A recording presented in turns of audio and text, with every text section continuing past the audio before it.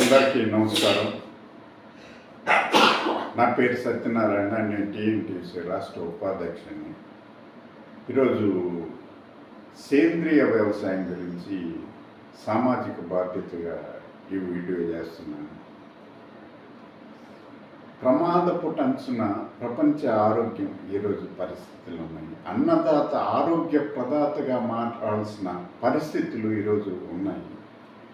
Doctor Khader Vali గారు మాట్లాడుతూ ఈరోజు పంజాబ్లో ఇంటికి ఒక క్యాన్సర్ పేషెంట్ ఉన్నాడని చెప్పడం జరిగింది. దానికి కారణం అక్కడ రైతులు ఒక ఎకరాకు 12 నుంచి 13 కట్టలు డిఏపి కానీ యూరియా కానీ పొటాష్ కానీ ఈ విధంగా సూక్ష్మ పోషకాలు వాడటం వలన ఆ భూమి కలుషితం అయిపోయింది. ఎప్పుడైతే సూక్ష్మ పోషకాలు 12 కట్టలు వాడటం వలన కెమికల్స్ విపరీతంగా పురుగు రావడం వలన వాటిని నిర్మూలించడానికి అనేక కెమికల్స్, పవర్ఫుల్ కెమికల్స్, గుళికల్ లాంటి పవర్ఫుల్ కెమికల్స్ వాడటం, వీటన్నిటి వల్ల కలుషితమై ఫుడ్ ఈరోజు ఆహార పదార్థాలు, ధాన్యం కానీ కూరగాయలు కానీ అనేకమైనటువంటి ఈ వ్యవసాయ ఉత్పత్తులు కలుషితమైపోయి కెమికల్ ఎఫెక్టెడ్గా మారిపోయి ఈరోజు దారుణంగా దాని ప్రభావం క్యాన్సర్ కానీ అలాగే అనేక రకాల వ్యాధులకు కూడా ప్రజలు గురవుతున్నారు. ఈరోజు మనం ఎంతో ఉన్నతంగా ప్రపంచంలో ప్రతి జీవి ఆకలి బాధను తీర్చే రైతు ఈరోజు అందరికీ ఆరోగ్య ప్రదాతగా మారి అందరికీ ఆరోగ్యం ప్రసాదించాల్సిన అవసరం వచ్చింది. ఈ సందర్భంగా తెలియజేసుకుంటున్నాను. అలాగే ఒకప్పుడు పూర్వం రోజుల్లో మనది సేంద్రియ వ్యవసాయమే ఉండేది. అప్పుడు హరిత విప్లవం అప్పుడు ఉన్న ఆహార భద్రత, అలాగే ప్రజలకు ఆహారం అందకపోవడం వలన హరిత విప్లవం అని స్వామినాథన్ గారు హైబ్రిడ్ సీడ్స్ ఇతర దేశాల నుంచి మనకి తీసుకొచ్చి ఇక్కడ ఈ సంకర జాతి విత్తనాలను హైబ్రిడ్ సీడ్స్ని డెవలప్ చేసి అదేవిధంగా సూక్ష్మ పోషకాలు హరిత విప్లవంలో భాగంగానే సూక్ష్మ పోషకాల వాడకం పెరిగింది. పంట అయితే పెరిగింది, కానీ ఆ పంట ఈరోజు కలుషితమైన పంటగా మారింది. దానివల్ల ఈరోజు ఆ హరిత విప్లవం వలన పంట అయితే చాలా పెరిగింది, కానీ అదంతా కూడా కలుషిత ఆహారంగా ఉండడం వలన ఈరోజు అనేక రుగ్మతలకు గురవుతున్నారు ప్రజలు.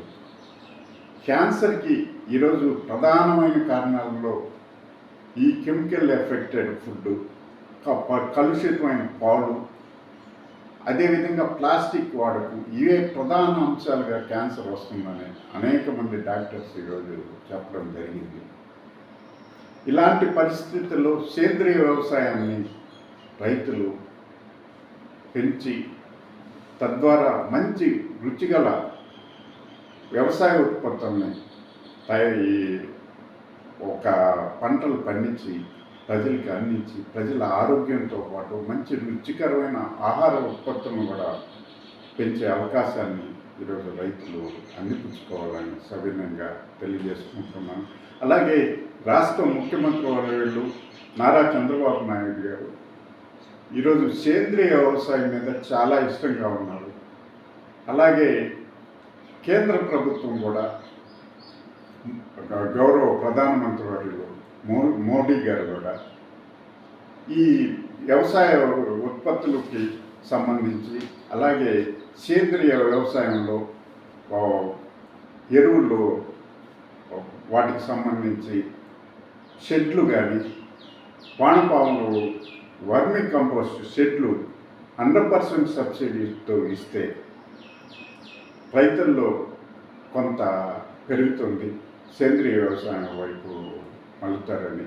అలాగే వాటికి సంబంధించి సేంద్రియ ఉత్పత్తులకి రైతు బజార్లలో సపరేట్గా కౌంటర్లు ఇస్తే కొంత పెరిగే అవకాశాలు ఉంటాయి. అలాగే ప్రతి మండలానికి కూడా కొంతమంది రైతులను ఎన్నుకొని వారికి ఈ సేంద్రియ వ్యవసాయంలో ఎలా మెలకువలు నేర్పించి కొంత వ్యవసాయాన్ని కొన్ని ఎకరాలు తక్కువలోనైనా పండించి అలవాటు చేస్తే త్వరగా అన్ని గ్రామాల్లో కూడా అందరు రైతులు కూడా అవి పాటించే అవకాశాలు ఉన్నాయి. రాష్ట్ర ప్రభుత్వం కానీ కేంద్ర ప్రభుత్వం కానీ వర్మి కంపోస్ట్ షెడ్లు ఇచ్చి అదేవిధంగా ప్రతి మండలానికి కొంతమంది రైతులను ఎన్నుకొని వారి ద్వారా సేంద్రియ వ్యవసాయాన్ని మొదలుపెట్టి